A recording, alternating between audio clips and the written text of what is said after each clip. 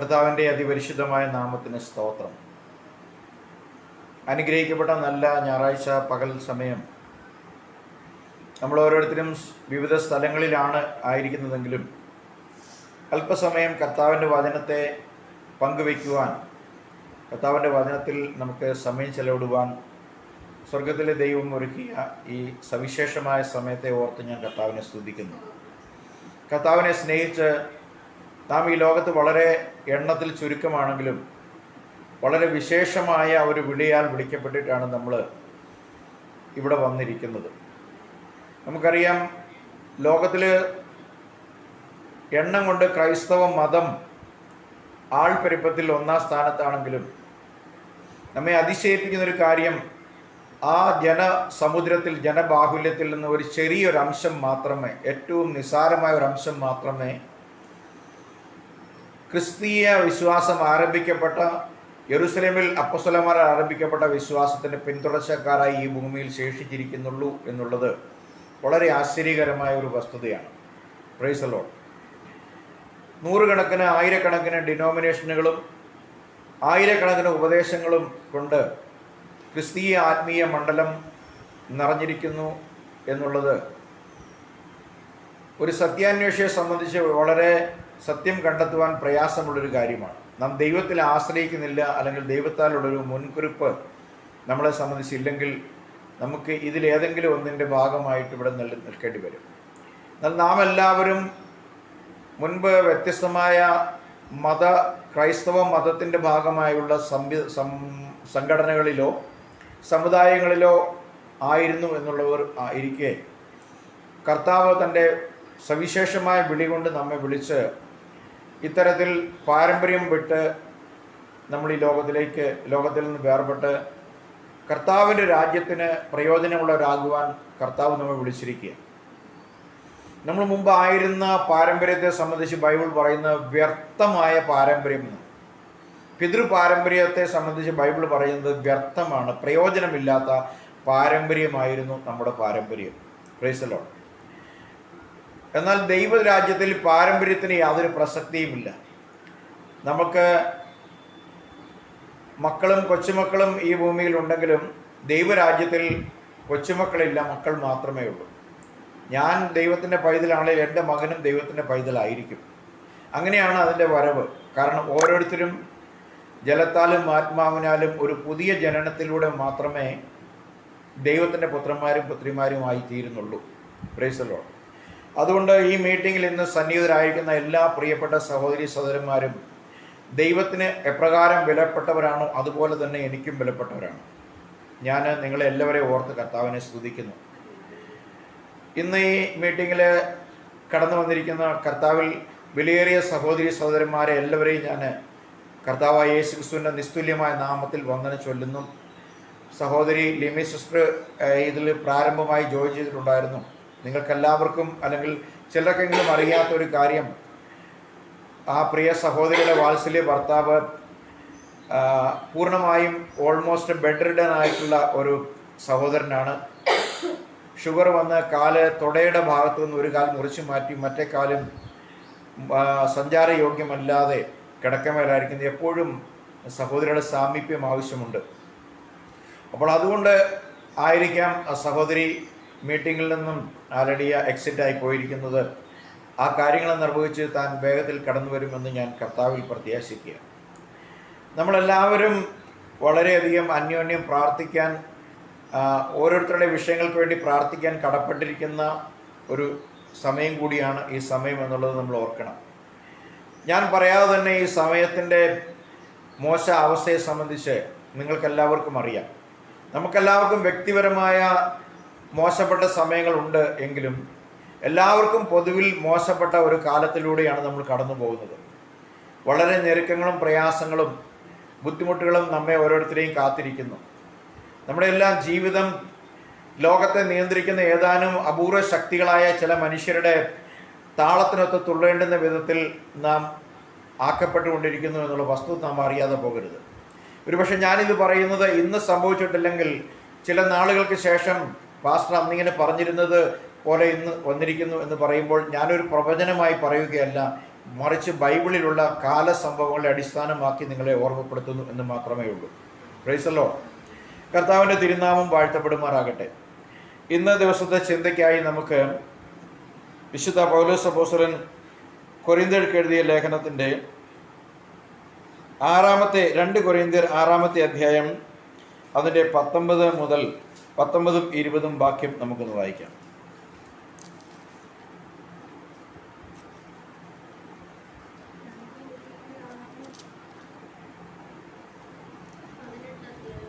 ഏ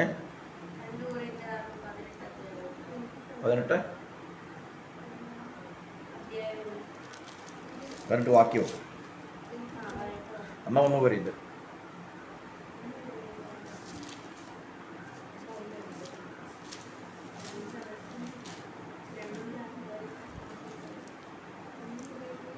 ആറിൻ്റെ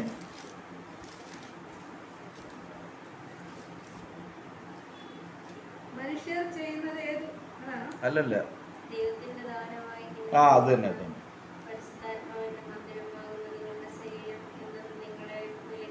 കേൾക്കുന്നില്ല.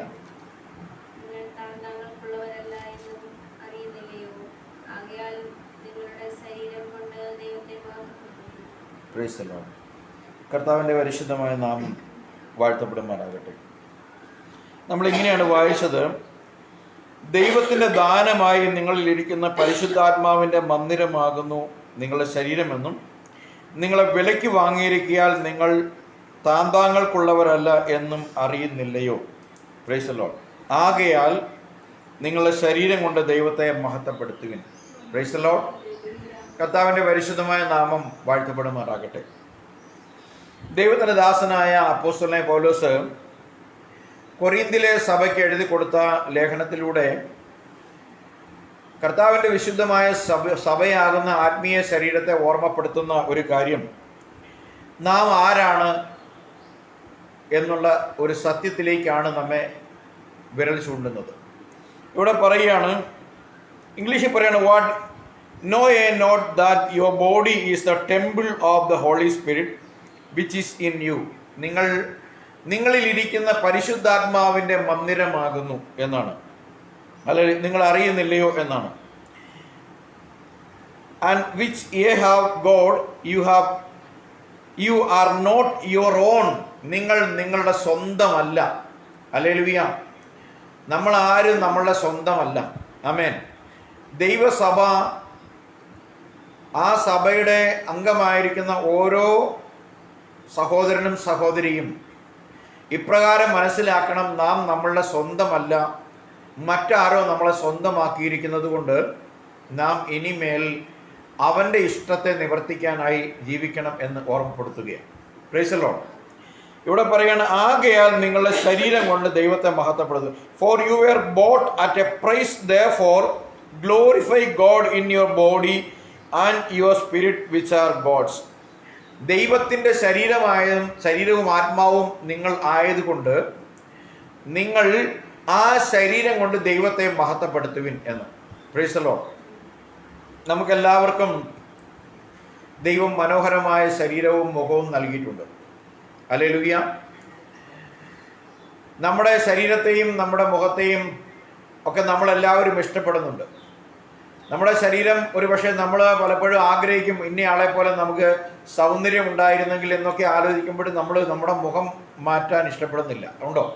നമ്മുടെ ഐഡൻറ്റിറ്റിയാണ് നമ്മുടെ മുഖം. മറ്റൊരാളുടെ മുഖം നമ്മുടെ ശരീരത്തിലേക്ക് കൊണ്ടുവയ്ക്കാൻ നമ്മൾ ആഗ്രഹിക്കുന്നത്, പക്ഷെ നമുക്ക് അതുപോലെ ഒരു ലൈക്ക്നെസ് ഉണ്ടാവണം നമ്മൾ ആഗ്രഹിക്കും. അതെല്ലാ മനുഷ്യരുടെ സ്വാഭാവികമാണ്. കാരണം സൗന്ദര്യം കുറഞ്ഞവർ സൗന്ദര്യം കൂടിയ ആളുകളെ അതുപോലെ എനിക്കും സൗന്ദര്യം ഉണ്ടായിരുന്നെങ്കിൽ എന്ന് ആഗ്രഹിക്കും. ആത്യന്തികമായി നമുക്ക് നൽകിയിരിക്കുന്ന മുഖവും ശരീരവും നമ്മുടെ ആരോഗ്യവും ഒന്നും നമ്മുടെ സ്വന്തമല്ല, നമ്മൾ വിലയ്ക്ക് വാങ്ങപ്പെട്ടിരിക്കുന്നു എന്നാണ് ബൈബിൾ പറയുന്നത്. ഹല്ലേലൂയ. നമുക്കറിയാം, അടിമത്ത സമ്പ്രദായം നിലവിലുണ്ടായിരുന്ന ഒരു രാജ്യമാണ് നമ്മുടെ ഇന്ത്യയും. ലോകത്തിലെ എല്ലാ രാജ്യങ്ങളിലും ഒരു കാലഘട്ടത്തിൽ അടിമ ഉടമ സമ്പ്രദായം ഉണ്ടായിരുന്നു. ഏതാണ്ട് 100 വർഷങ്ങൾക്ക് അപ്പുറം നമ്മുടെ ഈ കേരള സംസ്ഥാനത്തിലും അടിമക്കച്ചവടം ഉണ്ടായിരുന്നു. കോട്ടയം, മല്ലപ്പള്ളി, ചങ്ങനാശ്ശേരിയൊക്കെ അടിമച്ചന്തകളുടെ മാർക്കറ്റായിരുന്നു എന്ന് ഞാൻ കേട്ടിട്ടുണ്ട്.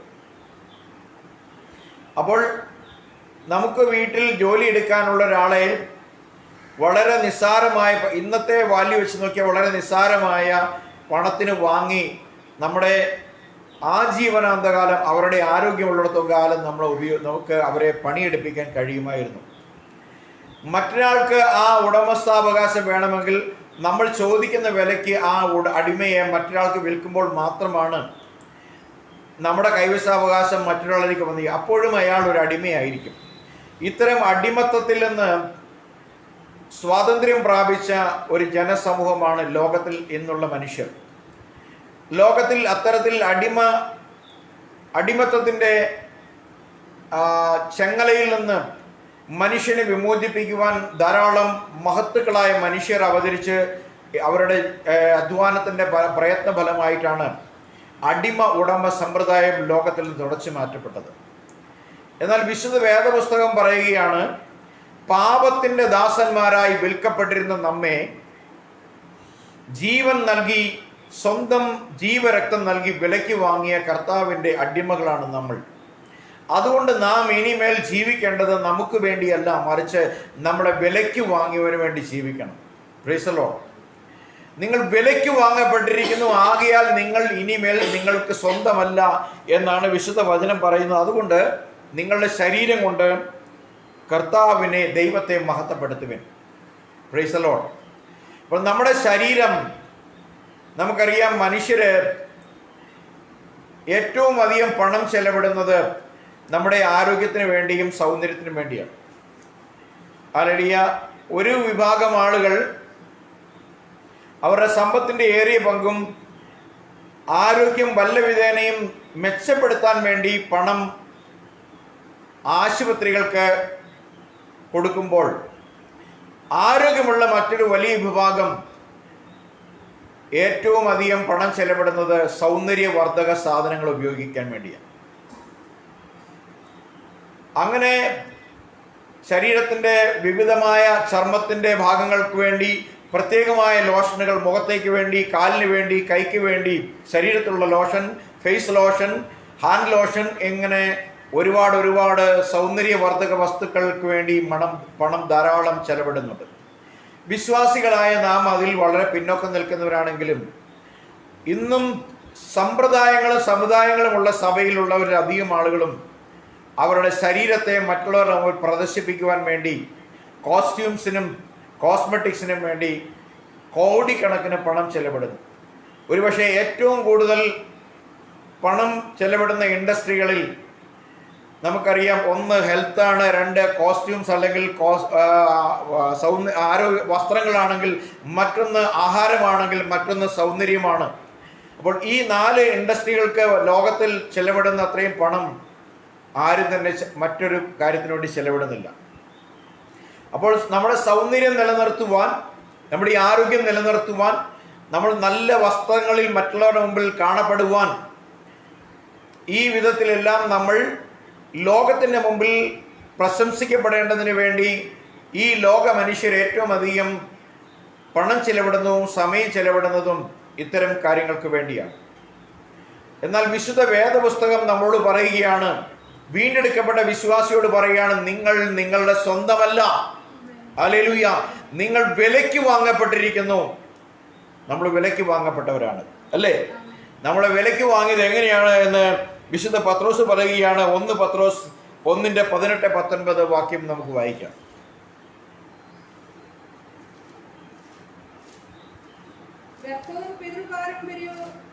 പാരമ്പര്യവുമുള്ള നിങ്ങളുടെ നടപ്പിൽ നിന്ന് നിങ്ങളെ വീണ്ടെടുത്തിരിക്കുന്നത് പൊന്ന്, വെള്ളി മുതലായ അഴിഞ്ഞു പോകുന്ന വസ്തുക്കളെ കൊണ്ടല്ല, ക്രിസ്തു എന്ന നിർദോഷവും നിഷ്കളങ്കവുമായ കുഞ്ഞാടിന്റെ വിലയേറിയ രക്തം കൊണ്ടത്രയെന്ന് നിങ്ങൾ അറിയുന്നു. അപ്പോസ്തലനായ പത്രോസ് ഇവിടെ പറയുകയാണ്, വ്യർത്ഥവും പിതൃപാരമ്പര്യവുമായുള്ള നിങ്ങളുടെ നടപ്പിൽ നിന്ന്. അപ്പം നമ്മളുടെ നടപ്പ്, നമ്മുടെ ലൈഫ് സ്റ്റൈൽ, നമ്മുടെ ജീവിത രീതി ആർക്കും പറയാൻ കഴിയില്ല അവർ പിതൃപാരമ്പര്യത്തിൽ നിന്നല്ല എന്ന് പറയാൻ കഴിയില്ല. കാരണം നമ്മളെല്ലാം ഈ ലോകത്തിലേക്ക് വരുമ്പോൾ നമ്മുടെ ആദ്യത്തെ റോൾ മോഡൽ, നമ്മുടെ വിദ്യാഭ്യാസത്തിൻ്റെ ആദ്യ ദാതാക്കൾ നമ്മുടെ അപ്പനും അമ്മയുമാണ്. പിന്നീടാണ് സമൂഹവും അധ്യാപകരും നമുക്ക് വെളിച്ചം പകർന്നു നൽകുന്നത്. അപ്പോൾ പ്രാഥമികമായി നമ്മൾ സേവിക്കുന്ന ദൈവം ഇത്, നമ്മുടെ വിശ്വാസ പ്രമാണം ഇത്, നമ്മുടെ ആരാധന ഈ വിധം എന്ന് ഒരു മനുഷ്യന്റെ ഹൃദയത്തിൽ തലച്ചോറിൽ കോറിയിടുന്നത് അപ്പനും അമ്മയുമാണ്. അതുകൊണ്ട് തന്നെ ഈ ലോകത്ത് ആർക്കും പറയാൻ കഴിയില്ല എൻ്റെ വിശ്വാസമാണ് മറ്റേതൊരു വിശ്വാസത്തെക്കാളും ഉന്നതവും ശ്രേഷ്ഠവുമെന്ന്. കാരണം നീ ഇത് പ്രാപിച്ചത് നിന്റെ അപ്പനും അമ്മയിൽ നിന്നാണ്, അവരിത് പ്രാപിച്ചത് അവരുടെ അപ്പനും അമ്മയിൽ നിന്നുമാണ്. അതുകൊണ്ട് അവരാരും അവരുടെ വിശ്വാസ പ്രമാണം തിരഞ്ഞെടുത്തതല്ല എന്ന് ഓർക്കണം. എന്നാൽ നമുക്ക് അഭിമാനത്തോടെ പറയാൻ കഴിയും, എനിക്കും നിങ്ങൾക്കും പറയാൻ കഴിയും, ഞാനും നിങ്ങളും ഹല്ലേലൂയ കർത്താവിൻ്റെ കൃപയാൽ വ്യർത്ഥവും പാരമ്പര്യവുമായുള്ള നടപ്പിൽ നിന്ന് കർത്താവ് എന്നെ കൃപയാൽ വീണ്ടെടുത്ത് ഈ ലോകമുണ്ടാക്കിയ ദൈവത്തിൻ്റെ സ്വന്തമാക്കി എന്നെയും നിങ്ങളെയും ചേർത്തു എന്ന് നമുക്ക് പറയാൻ കഴിയും. അതുകൊണ്ട് നാം ഇന്ന് ആയിരിക്കുന്ന വിശ്വാസ പ്രമാണം, നാം ഇന്ന് സേവിക്കുന്ന ദൈവമല്ലാതെ മറ്റൊരു ദൈവമില്ല. അങ്ങനെ ആർക്കെങ്കിലും അവരുടെ നിലനിൽക്കുന്ന സമുദായ സംഘടനകളിൽ നിന്നോ വിശ്വാസ പ്രമാണങ്ങളിൽ നിന്നോ മതപരമായ ആചാരങ്ങളിൽ നിന്നോ അനുഷ്ഠാനങ്ങളിൽ നിന്നോ ഒന്നിനെ തിരഞ്ഞെടുത്തവരാരെങ്കിലും ഉണ്ടെങ്കിൽ അവർക്ക് മാത്രമേ പറയാൻ കഴിയുള്ളൂ, ഞാൻ എൻ്റെ വിശ്വാസം സ്വയം തിരഞ്ഞെടുത്തതാണെന്ന്. അപ്പോൾ തന്നെ ഇത്തരം തിരഞ്ഞെടുപ്പുകൾ ശരിയാവണമെന്നില്ല. ആ തിരഞ്ഞെടുപ്പുകൾ ആത്യന്തികമായി ആകാശവും ഭൂമിയും മാത്രമല്ല, ഒന്നാമത്തെ മനുഷ്യനെ ഈ ഭൂമിയിൽ ഉണ്ടാക്കിയവൻ്റെ ദൈവം ആണ് നിങ്ങളെ വീണ്ടെടുത്തതെങ്കിൽ നിങ്ങൾക്ക് പറയാൻ കഴിയും, നിങ്ങൾ ശരിയായ ദൈവത്തെ കണ്ടെത്തിയിരിക്കുന്നു, നിങ്ങൾ ശരിയായ ദൈവത്തിൻ്റെ മകനും മകളുമായി തീർന്നിരിക്കുന്നുവെന്ന്. അല്ലെങ്കിൽ ആ അർത്ഥത്തിൽ അപ്പോസ്തോലിക ഉപദേശം പഠിക്കുന്നത് നമുക്ക് പറയാൻ കഴിയും, ഞാൻ ആകാശവും ഭൂമിയും ഉണ്ടാക്കിയ എൻ്റെ ആദി പിതാവായ ആദാമിനെ കരങ്ങൾ കൊണ്ട് മെനഞ്ഞ അതേ ദൈവത്തിൽ വിശ്വസിക്കുവാൻ ദൈവം എനിക്ക് കൃപ ചെയ്തിരിക്കുന്നു. Price the Lord. അതുകൊണ്ട് അപ്പോസ്തലനായ പത്രോസ് ആധികാരികമായി പറയുകയാണ്, നമ്മൾ പിന്തുടർന്ന് വരുന്നിരുന്ന വിശ്വാസം പിതൃ പാരമ്പര്യം മാത്രമാണ്, പിതാക്കന്മാർ കാണിച്ചു തന്ന പാരമ്പര്യമാണ് നമ്മൾക്ക് ഉണ്ടായിരുന്ന വിശ്വാസം. നമ്മൾ മുമ്പ് പോയിരുന്ന പള്ളി, നമ്മൾ ആരാധിച്ചു വന്നിരുന്ന വിശുദ്ധന്മാർ, നമ്മൾ വണങ്ങിയിരുന്ന ദേവി ദേവതമാർ, നമ്മൾ ആചരിച്ചു വന്നിരുന്ന ആരാധനാക്രമങ്ങൾ, നമ്മൾ ശീലിച്ചു വന്നിരുന്ന ഈ കാര്യങ്ങളെല്ലാം തന്നെ വ്യർത്ഥമാണ്, പ്രയോജനരഹിതമാണ്, ശൂന്യമാണ്, യാതൊരു ഗുണവും ചെയ്യാത്തതാണ്. അത് പിതാക്കന്മാരുടെ പാരമ്പര്യമാണ്. അത് കേവലം നിങ്ങൾക്ക് ഭൂമിയിൽ ജന്മം നൽകിയ പിതാക്കന്മാരുടെ പാരമ്പര്യമാണ്. അത് മറിച്ച് ദൈവിക പിതാക്കന്മാരുടെ പാരമ്പര്യമല്ല. ഹല്ലേലൂയ. അതുകൊണ്ട് അത്തരം പാരമ്പര്യങ്ങളിൽ നിന്ന് പാരമ്പര്യങ്ങളെ നമ്മൾ മനസ്സിലാക്കണം, അടിമത്തമാണ്. ഹല്ലേലൂയ. വിശുദ്ധ യോഹന്നാന്റെ സുവിശേഷം 8-ാമത്തെ അധ്യായം, നമുക്കിവിടേക്ക് തിരിച്ചു മടങ്ങി വരണം. അതിൻ്റെ 31 മുതൽ 36 വരെയുള്ള വാക്യങ്ങളിൽ നമുക്ക് ഇപ്രകാരം വായിക്കാൻ കഴിയും. വിശുദ്ധ യോഹന്നാന്റെ സുവിശേഷം 8-ാമത്തെ അധ്യായം 31 മുതൽ 36 വരെ വാക്യങ്ങളിൽ യേശു ഇവിടെ പറയുന്നത് ഇങ്ങനെയാണ്. തന്നിൽ വിശ്വസിച്ച യഹൂദന്മാരോട് യേശു, എൻ്റെ വചനത്തിൽ നിലനിൽക്കുന്നുവെങ്കിൽ നിങ്ങൾ വാസ്തവമായി എൻ്റെ ശിഷ്യന്മാരായി സത്യം അറിയുകയും സത്യം നിങ്ങളെ സ്വതന്ത്രരാക്കുകയും ചെയ്യും. ഹല്ലേലൂയ. ഇവിടെ പറയുകയാണ്, നിങ്ങൾ സത്യം അറിയുകയും സത്യം നിങ്ങളെ സ്വതന്ത്രരാക്കുകയും ചെയ്യും. ആരോടാണ് പറയുന്നത്? യേശു ക്രിസ്തുവിൻ്റെ വചനം കേട്ട് യേശുവിൽ വിശ്വസിക്കുന്ന യഹൂദന്മാരോട് യേശു പറയുകയാണ്, നിങ്ങൾ വാസ്തവമായി സത്യം അറിയുകയും അറിയുന്ന സത്യം നിങ്ങളെ സ്വതന്ത്രരാക്കുകയും ചെയ്യും. ഹല്ലേലൂയ. അപ്പോൾ ഈ യഹൂദന്മാർ യേശുവിനോട് പറയുകയാണ്, എന്താ പറയുന്നത്? അവർ അവനോട്, ഞങ്ങൾ അബ്രഹാമിൻ്റെ സന്തതി, ആർക്കും ഒരു നാളും ദാസന്മാരായിരുന്നിട്ടില്ല. അപ്പോൾ ദാസ്യത്വം എന്ന് വെച്ചാൽ അടിമത്തമാണ്. ആർക്കെങ്കിലും ദാസനായിരിക്കുക എന്ന് വെച്ചാൽ അടിമയായിരിക്കുക എന്നാണ്. അല്ലെങ്കിൽ ആ ആയിരിക്കുന്നയാളുടെ മേൽ മറ്റൊരാൾക്ക് എല്ലാ വിധത്തിലുള്ള അധികാരമുണ്ട് എന്നാണ് അതിൻ്റെ അർത്ഥം. എന്നാൽ ഇവിടെ പറയുകയാണ്, ഞങ്ങൾ പൂർവ്വപിതാവായ അബ്രഹാമിൻ്റെ സന്തതിയാണ്, ഞങ്ങൾ ഒരു നാളിലും ഞങ്ങൾ ആർക്കും ദാസന്മാരായി അടിമകളായിട്ട് ഇരുന്നിട്ടില്ല.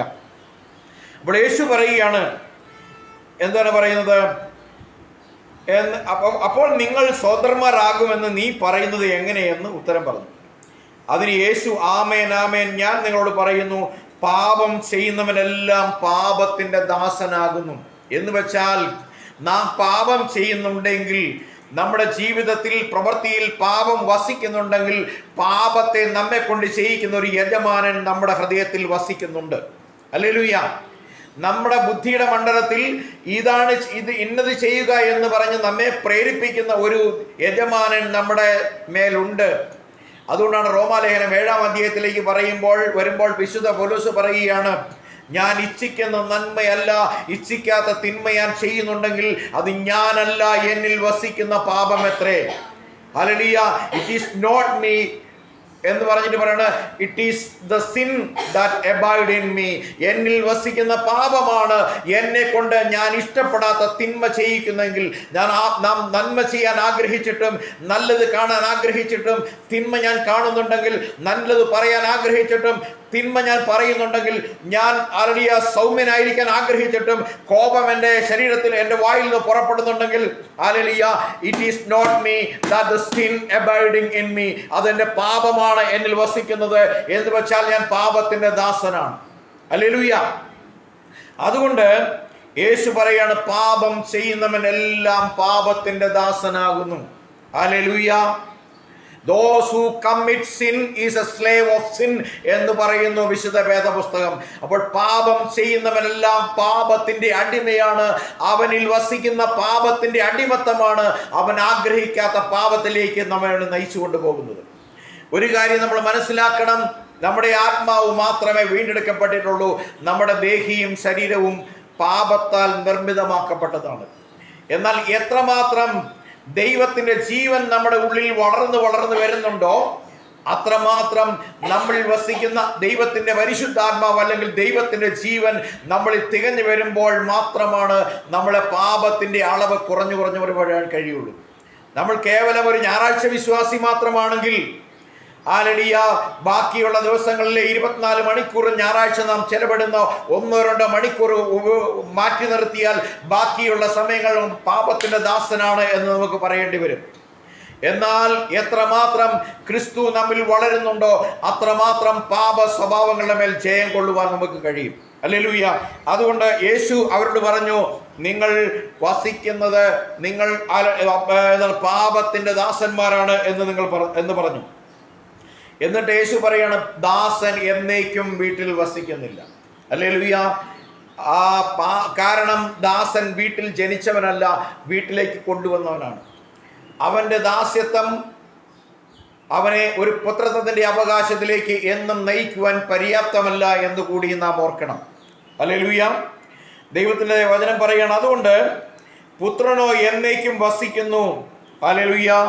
ഒരു മകൻ വീട്ടിൽ എന്നേക്കും വസിക്കും. അവന്റെ പേര് കുടുംബ പേരാണ്. അവന്റെ അപ്പനിൽ നിന്നും അമ്മയിൽ നിന്നും അവൻ പ്രതിദാനം ചെയ്യുന്ന ആ കുടുംബത്തിൽ നിന്ന് കുലത്തിന്റെ നാമം വഹിക്കുന്നത് കൊണ്ട് അവൻ ആ കുടുംബത്തിൽ നിത്യമായി വസിക്കുന്നവനാണ് ജീവനുള്ള കാലത്തൊക്കെയും. എന്നിട്ട് യേശു പറയുകയാണ്, പുത്രൻ നിങ്ങൾക്ക് സ്വാതന്ത്ര്യം വരുത്തിയാൽ നിങ്ങൾ സാക്ഷാൽ സ്വതന്ത്രരാകുന്നു. ഹല്ലേലൂയ. ആരാണ് ഈ പുത്രൻ? ദൈവം ജഡത്തിൽ വന്നിട്ട് തൻ്റെ രക്തം നമുക്ക് വേണ്ടി മറുവിലയായി നൽകി രക്തം കൊടുത്ത് നമ്മളെ വിലയ്ക്ക് വാങ്ങിയിട്ട് പറഞ്ഞു, ഇനിമേൽ നീ പാപത്തിന്റെ ദാസനല്ല, നീ എൻ്റെ മകനെത്രേ എന്ന് പറയുമ്പോൾ നാം ദാസ്യത്തിൽ നിന്ന് പുത്രത്വത്തിന്റെ അവകാശത്തിലേക്ക് വരികയാണ്. അതുകൊണ്ടാണ് ഗലാത്യ ലേഖനം 4-ാമത്തെ അധ്യായം 6-ാമത്തെ വാക്യത്തിൽ പറയുന്നത്, ഹല്ലേലൂയ, അബ്ബ പിതാവേ എന്ന് വിളിക്കാനുള്ള പുത്രത്വത്തിന്റെ ആത്മാവിനെ നിങ്ങളുടെ ഹൃദയങ്ങളിൽ ദൈവം അയച്ചിരിക്കുന്നു. ഹല്ലേലൂയ. അതുകൊണ്ട് നമുക്ക് ദൈവത്തെ വിളിക്കാം. ഇനി അടിയങ്ങൾ എന്ന് പറയേണ്ട ആവശ്യമില്ല. Being the son of God, ദൈവത്തിന്റെ പുത്രന്മാര് അല്ലെങ്കിൽ പുത്രന്മാർ എന്നുള്ള നിലയിൽ നമുക്ക് ദൈവത്തെ വിളിക്കാം. അപ്പ എന്ന് വിളിക്കാനുള്ള സ്വാതന്ത്ര്യം ദൈവം നമുക്ക് നൽകി. ഹല്ലേലൂയ. അതുകൊണ്ട് ദൈവത്തിന്റെ വചനത്തിൽ യേശു പറയുന്നു, സാക്ഷാൽ പുത്രൻ നിങ്ങൾക്ക് സ്വാതന്ത്ര്യം വരുത്തിയാൽ നിങ്ങൾ സാക്ഷാൽ സ്വതന്ത്രരാണ്. ഹല്ലേലൂയ. അതുകൊണ്ട് നമ്മൾ സ്വതന്ത്രരായെങ്കിൽ നാം, പൗലോസ് തന്നെ പറയാണ്, നാം സ്വതന്ത്രരായെങ്കിൽ നാം അവന്റെ അടിമയുമാണ്. ഹല്ലേലൂയ. ലോകത്തിന്റെ അടിമത്തത്തിൽ നിന്ന് ക്രിസ്തുവിന്റെ ദാസ്യത്വത്തിലേക്ക് ദൈവം നമ്മളെ കൊണ്ടുവന്നു. ഫിലോമോൻ എഴുതിയ ലേഖനം പൗലോസ് ആരംഭിക്കുന്നത് Paul a prisoner of Christ എന്ന്, ക്രിസ്തുവിന്റെ തടവുകാരനായ പൗലോസ് എഴുതുന്നത് എന്ന്. നോക്കണ്ട, സമയമില്ല നമുക്ക്. അപ്പോൾ പൗലോസ് ഒരു കാലത്ത് ന്യായപ്രമാണത്തിൻ്റെ അടിമയായിരുന്നുവെങ്കിൽ ക്രിസ്തുവിനെ കണ്ടുമുട്ടിയതിനു ശേഷം തന്നെക്കുറിച്ച് പറയുന്നത് ക്രിസ്തുവിൻ്റെ ദാസനായ അല്ലെങ്കിൽ പ്രിസണർ എന്ന വാക്കാണ് ഇംഗ്ലീഷിൽ വെച്ചിരിക്കുന്നത്. അടിമയായ തടവുകാരനാണ്. ക്രിസ്തുവിൻ്റെ തടവിൽ, സ്നേഹത്തിൻ്റെ തടവിൽ, സ്നേഹത്തിൻ്റെ ചങ്ങലയാൽ ബന്ധിക്കപ്പെട്ടവൻ.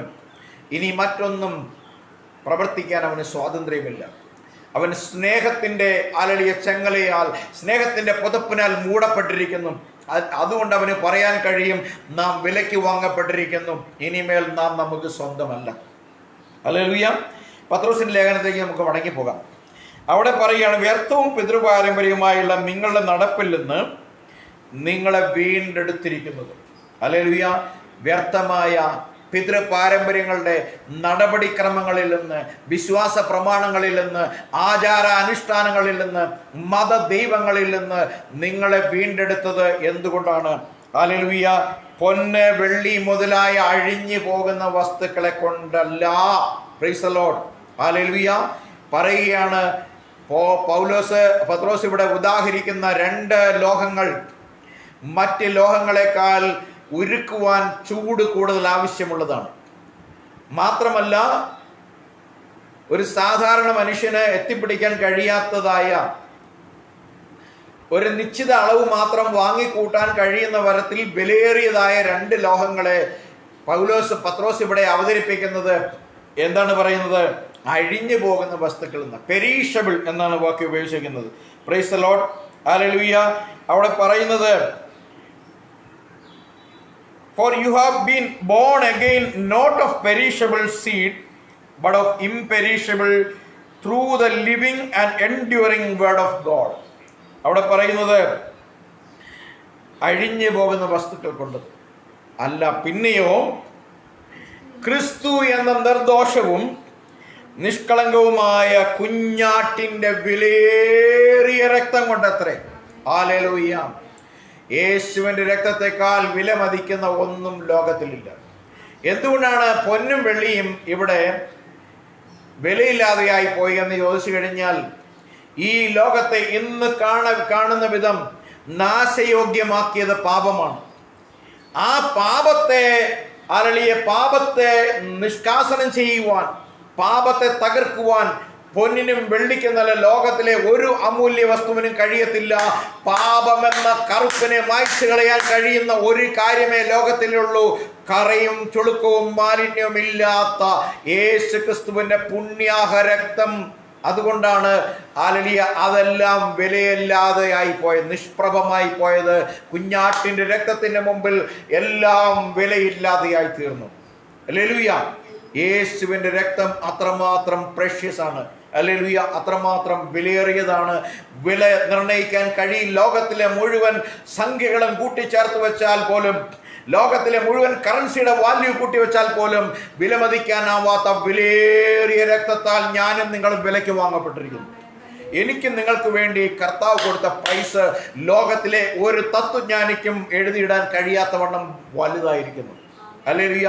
അത്ര വലിയ വില കൊണ്ട് നമ്മളെ വിലയ്ക്ക് വാങ്ങിയെങ്കിൽ ദൈവത്തിന് നാം ബഹുമാന്യരാണ്, പ്രിയമുള്ളവരാണ്. എഫ്രൈം, നീ എനിക്ക് ബഹുമാന്യനും പ്രിയപ്പെട്ടവനും തന്നെ.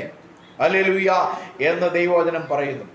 അപ്പോൾ എന്നെയും നിങ്ങളെയും ദൈവം സ്നേഹിച്ച സ്നേഹം ലോകത്തിൽ ആരും ഇന്നുവരെയും ആരെയും സ്നേഹിച്ചിട്ടില്ല. ഹല്ലേലൂയ. അത്ര വലിയ സ്നേഹം കൊണ്ട് ദൈവം നമ്മെ സ്നേഹിച്ചു, തൻ്റെ രക്തം നൽകി. ഈ രക്തത്തിൻ്റെ വിലയെ സംബന്ധിച്ച് പഴയ നിയമത്തിൽ ലേവ്യ പുസ്തകം 17-ാമത്തെ അധ്യായം അതിൻ്റെ 11-ാമത്തെ വാക്യത്തിൽ നാം ഇങ്ങനെ വായിക്കുന്നു, മാംസത്തിൻ്റെ ജീവൻ രക്തത്തിലല്ലോ ഇരിക്കുന്നത്. ഹല്ലേലൂയ. അപ്പം നമ്മുടെ ജീവൻ നമ്മുടെ രക്തത്തിലാണ് ഇരിക്കുന്നത്. സയൻസ് നിഷേധിക്കാത്തൊരു സത്യമാണ്. കാരണം രക്തം വാർന്നു പോകുമ്പോൾ എന്തിനാണ് നമുക്ക് രക്തം കുത്തിവെക്കുന്നത്? രക്തം വാർന്നു പോയി ആൾ മരിക്കും. കാരണം രക്തത്തിലാണ് ജീവനുള്ളത്. അപ്പോൾ രക്തം, മാംസത്തിൻ്റെ ജീവൻ അല്ലെങ്കിൽ മനുഷ്യൻ്റെ ജീവൻ അല്ലെങ്കിൽ മൃഗങ്ങളുടെ ജീവൻ, എല്ലാത്തിൻ്റെയും ജീവൻ കുടികൊള്ളുന്നത് രക്തത്തിലാണ്. അതുകൊണ്ട് ഈ യാഗപീഠത്തിന്മേൽ നിങ്ങൾക്ക് വേണ്ടി പ്രായശ്ചിത്തം കഴിക്കുവാൻ ഞാൻ അത് നിങ്ങൾക്ക് തന്നിരിക്കുന്നു. ഏത്? ഇവിടെ കർത്താവ് തൻ്റെ ദാസനായ മോശ മുഖാന്തരം കൊടുത്തിരിക്കുന്ന ന്യായപ്രമാണത്തിൽ പറയുകയാണ്, ഈ മൃഗരക്തം നിങ്ങളുടെ പാപത്തിന് പരിഹാരയാഗമായി തീരേണ്ടതിന് ഞാനത് നിങ്ങൾക്ക് തന്നിരിക്കുക. നിങ്ങൾ വളർത്തുന്ന കുഞ്ഞാടുകളും ആട്ടിൻകുട്ടിയും അതുപോലെ തന്നെ കാളക്കിടാങ്ങളും ഹല്ലേലൂയ നിങ്ങളുടെ പാപം നിങ്ങൾ ചെയ്യുമ്പോൾ അതിന് പരിഹാരയാഗമായി അർപ്പിക്കേണ്ടതിന് ഞാൻ ആ രക്തം നിങ്ങൾക്ക് തന്നിരിക്കുന്നു. ഹല്ലേലൂയ. അത് നിങ്ങൾക്ക് വേണ്ടി പ്രായശ്ചിത്തം കഴിക്കുക, യാഗപീഠത്തിൽ പ്രായശ്ചിത്തം കഴിക്കുവാൻ തന്നിരിക്കുന്നു. എന്നിട്ട് പറയുകയാണ്, രക്തമല്ലോ ജീവൻ മൂലമായി പ്രായശ്ചിത്തമാകുന്നത്. ഹല്ലേലൂയ. മനുഷ്യന്റെ ജീവൻ മൂലമായി ഈ രക്തമാണ് പ്രായശ്ചിത്തമാകുന്നത്. കാരണം പാപത്തിന്റെ ശമ്പളം മരണമെത്രയെന്ന് പറഞ്ഞു തന്ന ദൈവം, പാപം ചെയ്തുവെങ്കിൽ പാപം ചെയ്ത ദേഹി മരിക്കുമെന്ന് പറഞ്ഞ് നമ്മളോട് പഠിപ്പിച്ച ദൈവം, ആ പാപത്തിന്റെ അടിമത്തത്തിൽ നിന്ന്, മരണത്തിന്റെ ദാസ്യത്തിൽ നിന്ന് സ്വതന്ത്രരാകുവാൻ ദൈവം നമുക്ക് നൽകിയതാണ് കാൽവരി ക്രൂസിൽ ചീന്തിയ ഹല്ലേലൂയ നമ്മുടെ അരുമനാഥന്റെ വിശേഷപ്പെട്ട രക്തം. ഹല്ലേലൂയ. ആ വിലയേറിയ രക്തം കൊണ്ട് ദൈവം നമ്മെ വിലയ്ക്ക് വാങ്ങി. അതുകൊണ്ട് ഇവിടെ പറയാണ്, for the life of the flesh is in the blood and I have given it to you to make atonement for your self. നിങ്ങളുടെ പാപത്തിന്റെ പരിഹാരയാഗമായി ഞാൻ നൽകിയിരിക്കുന്നു. ഓൺ ദിസ് ഓൾട്ടർ, ഈ ഓൾട്ടറിൽ, ഈ എന്താ പറയുക, ബലിപീഠത്തിൽ ഞാനിത് നിങ്ങൾക്ക് നൽകിയിരിക്കുന്നു. It is a blood that makes atonement for one's life. ഒരാളുടെ ജീവന് വേണ്ടി ഹല്ലേലൂയ പകരയാഗമായി ഈ രക്തം ഞാൻ നിങ്ങൾക്ക് നൽകിയിരിക്കുന്നു.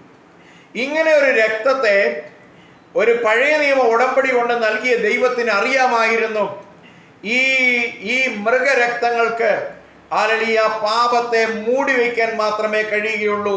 കാരണം വീണ്ടും വീണ്ടും എല്ലാ വർഷവും ആണ്ടിലൊരിക്കൽ ഇവർക്ക് ഈ പാപത്തിന്റെ പരിഹാര യാഗങ്ങൾ നിരന്തരമായി അർപ്പിക്കേണ്ടി വരുമായിരുന്നു.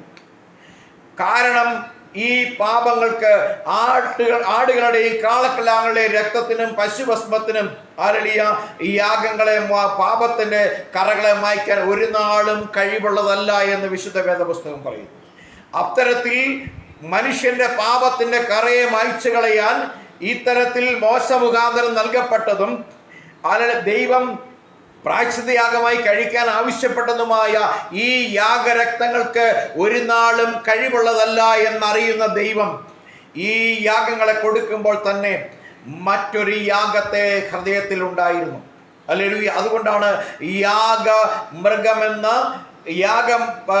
മൃഗയാഗം എന്ന കൽപ്പന കൊടുക്കുന്നതിന് എത്രയോ വർഷങ്ങൾ, 1000 ചില്ലുവാനും വർഷങ്ങൾക്ക് പുറകിൽ സ്ത്രീയുടെ സന്തതി സർപ്പത്തിന്റെ തലയെ തകർക്കുമെന്ന് പറഞ്ഞുകൊണ്ട് സ്ത്രീയുടെ സന്തതിയായി വെളിപ്പെടുവാൻ പോകുന്ന ദൈവപുത്രനെ കുറിച്ചുള്ള അരുളപ്പാട് ആദ്യത്തെ കുടുംബത്തിന് ദൈവം നൽകുന്നത്.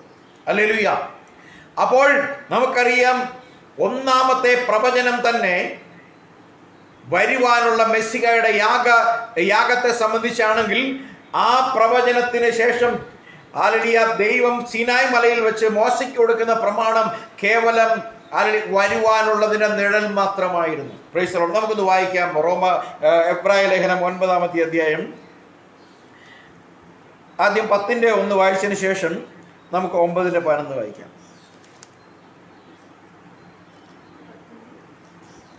10-1.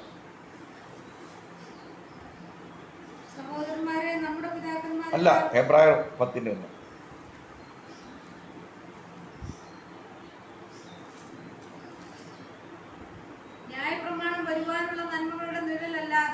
ന്യായപ്രമാണം വരുവാനുള്ള നന്മകളുടെ നിഴലല്ലാതെ കാര്യങ്ങളെ സാക്ഷാൽ സ്വരൂപമല്ലായക കൊണ്ട്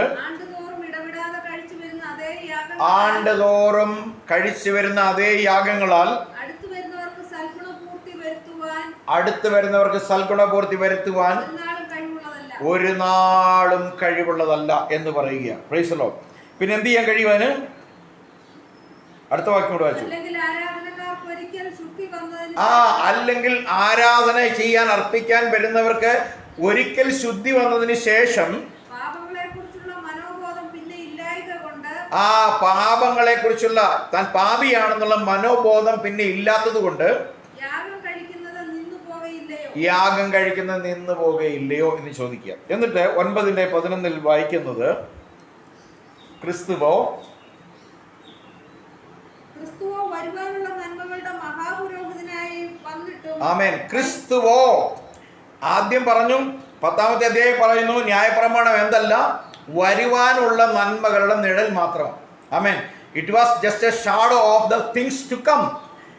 അപ്പോൾ വരാനുള്ള കാര്യങ്ങളുടെ നിഴൽ മാത്രമായിരുന്നു ന്യായപ്രമാണം എന്ന് പറഞ്ഞിട്ട് 9:11 പറയുകയാണ്. എന്നാ വായിച്ചു. ക്രിസ്തുവോ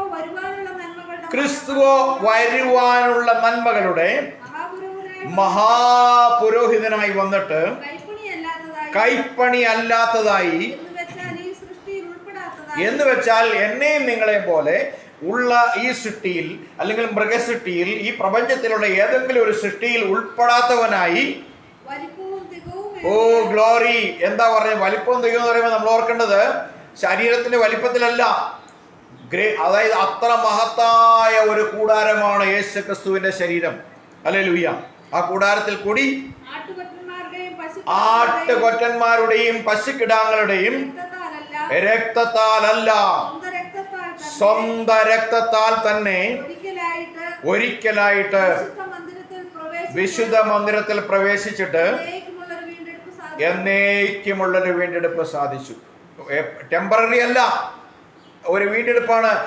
ലോങ് എൻഡ്യൂറിങ് റിഡംഷൻ, വീണ്ടും നിലനിൽക്കുന്ന എവർലാസ്റ്റിംഗ് റിഡംഷൻ ദൈവം സാധിക്കൂ ക്രിസ്തുവിലൂടെ.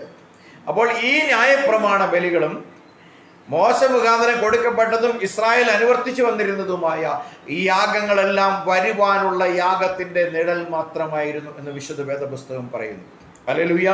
ദൈവത്തിന്റെ പരിശുദ്ധമായ നാമം വാഴ്ത്തപ്പെടുമാറാകട്ടെ. അതുകൊണ്ട് പത്രോസ് പറയുന്നു, പാപം എന്ന് പറയുന്ന ഈ ദൈവത്തിന്റെ സന്നിധിയിൽ നിന്ന് എന്നേക്കുമായി മനുഷ്യനെ അപ്പുറത്തേക്ക് തള്ളിയിട്ടത്, നാശയോഗ്യമായ നരകത്തിയിലേക്ക് തള്ളിയിട്ട ആ പാപത്തിൽ നിന്ന് വീണ്ടെടുക്കുവാൻ ഈ ലോകത്തിലെ മുഴുവൻ സ്വർണശേഖരങ്ങൾക്കോ രത്നശേഖരങ്ങൾക്കോ വെള്ളി കൂമ്പാരങ്ങൾക്കോ കഴിയാതെ വണ്ണം പാപവും ഈ സ്വർണ്ണ വെള്ളി ശേഖരവും തമ്മിൽ തുലനം ചെയ്തു കഴിഞ്ഞാൽ ഈ സമ്പത്ത് പാപത്തേക്കാൾ എത്രമാത്രം വലുതായിരുന്നാലും ഇവയൊന്നും പരിഹരിക്കാൻ കഴിയുന്ന വണ്ണത്തിലുള്ള മൂല്യമില്ല. എന്നാൽ ഒന്ന് ആലോചിക്കണം, എന്തിനാണ് ഈ കാര്യങ്ങളെ പത്രോസ് ഉന്നയിക്കുന്നത്? നാം ഒരു കാര്യം മനസ്സിലാക്കണം, നമ്മെ വീണ്ടെടുത്ത രക്തത്തിന്റെ ശക്തിയും വിലയും എന്തെന്ന് നാം അറിയണം. ഹല്ലേലൂയ! അത്രയും വിലയേറിയ രക്തം എനിക്ക് വേണ്ടി ചിന്തുവാൻ ദൈവത്തിന് മനസ്സായി. ഇനി ആളുകൾ ചോദിക്കും, ദൈവത്തിന് രക്തമുണ്ടോ? ഇല്ല. ദൈവത്തിന് മാംസമുണ്ടോ? ഇല്ല. ദൈവത്തിന് തൂവലുണ്ടോ? ഇല്ല. ദൈവത്തിന് ചിറകുണ്ടോ? ഇല്ല. എന്നാൽ ആലങ്കാരികമായി ഇതെല്ലാം അവതരിപ്പിച്ചിട്ടുണ്ട് എന്ന് നമുക്കറിയാം ബൈബിളിൽ. അപ്പോസ്തല പ്രവൃത്തി 20-ാം അധ്യായത്തിന്റെ 28-ാമത്തെ വാക്യത്തിലേക്ക് വരുമ്പോൾ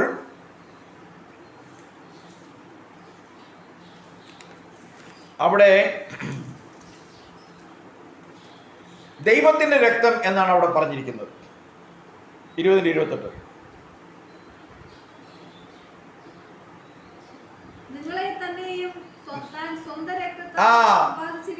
നിങ്ങളെ തന്നെയും താൻ സ്വന്തം രക്തത്താൽ സമ്പാദിച്ചിരിക്കുന്ന, ഇവിടെ പറയുന്ന ആരുടെ രക്തം തൊട്ട് വായിക്കണം? നമ്മൾ ചേർത്ത് വായിക്കണം. ദൈവത്തിന്റെ സഭയെ മേയ്ക്കാൻ ദൈവം തന്റെ രക്തത്താൽ സമ്പാദിച്ചിരിക്കുന്ന വിശുദ്ധ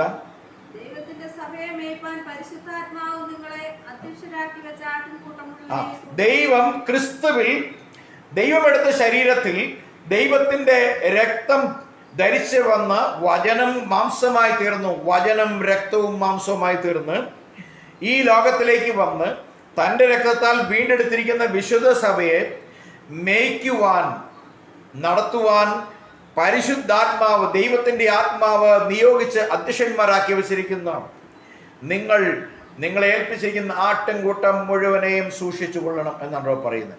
ഞാൻ ആ കോണ്ടെക്സ്റ്റിൽ പറയാൻ ആഗ്രഹിച്ചൊരു കാര്യം, ഈ രക്തം ദൈവത്തിൻ്റെ രക്തമായി പറയുന്നു. ഹല്ലേലൂയ! ഒപ്പം എബ്രായർ 9:14 വായിക്കുമ്പോൾ നമ്മളത് ക്രിസ്തുവിൻ്റെ രക്തം എന്ന് പറയും. അപ്പോൾ രണ്ടുപേരുടെയും രണ്ട് രക്തം എന്നല്ല, അത് പറയാൻ വേണ്ടിയാണത്. 9-ാം അധ്യായം 14-ാമത്തെ വാക്യം പറയാം, വായിച്ച്.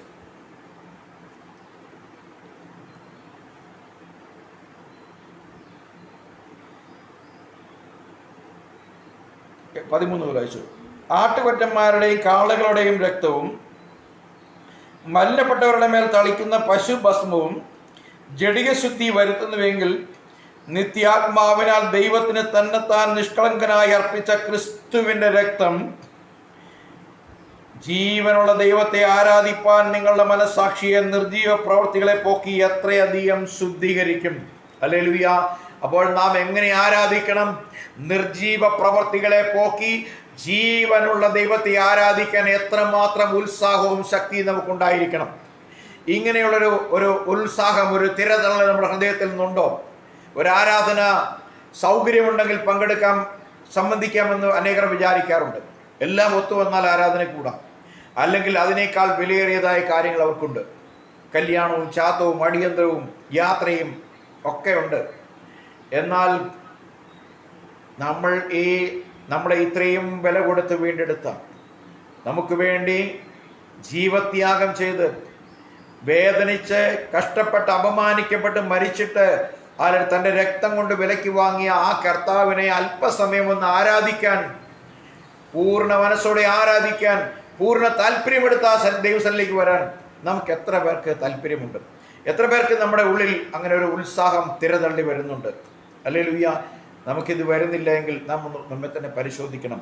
നമ്മിൽ ഒരു മാറ്റവും വരുത്തുവാൻ നമ്മൾ സ്വീകരിച്ച വിശ്വാസത്തിന് കഴിഞ്ഞിട്ടില്ല എന്ന് നാം മനസ്സിലാക്കേണ്ടി വരും. Price the Lord. കർത്താവിൻ്റെ പരിശുദ്ധമായ നാമം വാഴ്ത്തപ്പെടുമാറാകട്ടെ.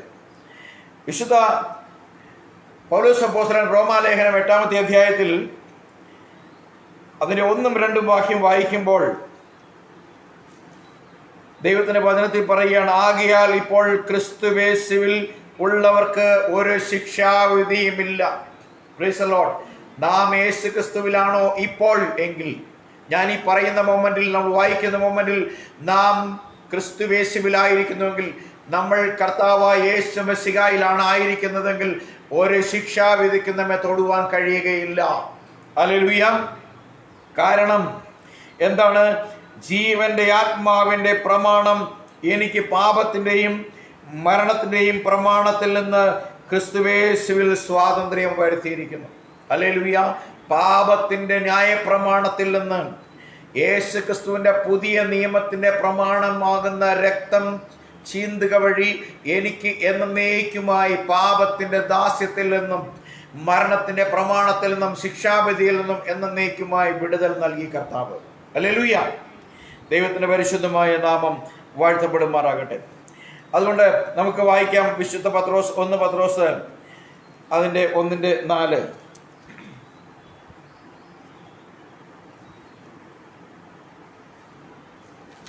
അവൻ മരിച്ചവരുടെ ഇടയിൽ നിന്നുള്ള യേശുക്രിസ്തുവിന്റെ പുനരുത്ഥാനത്താൽ തന്റെ കരുണാധിക്യ പ്രകാരം നമ്മെ ജീവനുള്ള പ്രത്യാശയ്ക്കായി അന്ത്യകാലത്തിൽ വെളിപ്പെടുവാൻ ഒരുങ്ങിയിരിക്കുന്ന രക്ഷയ്ക്ക് വിശ്വാസത്താൽ ദൈവശക്തിയിൽ കാക്കപ്പെടുന്ന നിങ്ങൾക്ക് വേണ്ടി സ്വർഗത്തിൽ സൂക്ഷിച്ചിരിക്കുന്നതും ക്ഷയം, മാലിന്യം, വാട്ടം എന്നിവയില്ലാത്തതുമായ അവകാശത്തിനായി തന്നെ വീണ്ടും ജനിപ്പിച്ചിരിക്കുന്നു. അതിൽ നിങ്ങൾ ഇപ്പോൾ അല്പനേരത്തേക്ക് നാനാ പരീക്ഷകളാൽ ദുഃഖിച്ചിരിക്കേണ്ടി വന്നാലും ആനന്ദിക്കുന്നു. അഴിഞ്ഞു പോകുന്നതും തീയിൽ ശോധന കഴിക്കുന്നതുമായ പൊന്നിനേക്കാൾ നിങ്ങളുടെ വിശ്വാസത്തിന്റെ പരിശോധന വിലയേറിയത് എന്ന് യേശുക്രിസ്തുവിന്റെ പ്രത്യക്ഷതയിൽ പുകഴ്ചയ്ക്കും തേജസ്സിനും മാനത്തിനുമായി കാണുവാൻ അങ്ങനെ ഇടവരും. Price the Lord. കർത്താവിന്റെ പരിശുദ്ധമായ നാമം വാഴ്ത്തപ്പെടുമാറാകട്ടെ. യേശുക്രിസ്തുവിന്റെ രക്തത്തിന്റെ വിലയെ സംബന്ധിച്ച്, ആ രക്തത്തിന്റെ മഹത്വത്തെ സംബന്ധിച്ചെല്ലാമാണ് വിശുദ്ധ പത്രോസ് അപ്പോസ്തലൻ ഇങ്ങനെ ഇവിടെ രേഖപ്പെടുത്തിയിരിക്കുന്നത്. ഇങ്ങനെയൊക്കെ ഇത് എഴുതിയിരിക്കുന്നത് വായിച്ച് ഇതിൻ്റെ മഹത്വം ഉൾക്കൊള്ളാൻ പോലെ ഇന്ന് നമുക്ക് കഴിയാതിരിക്കുമ്പോൾ, കേവലം സ്കൂളിൻ്റെ പടിവാതിൽ കണ്ടിട്ടില്ലാത്ത കേവലം മുക്കുവനായ ഈ പത്രോസ് ഇങ്ങനെയൊക്കെ എഴുതണമെങ്കിൽ പത്രോസിൽ വ്യാപരിച്ച ദൈവത്തിൻ്റെ ശക്തി, ആത്മാവിൻ്റെ പ്രമാണം എത്രമാത്രം വലുതായിരിക്കും.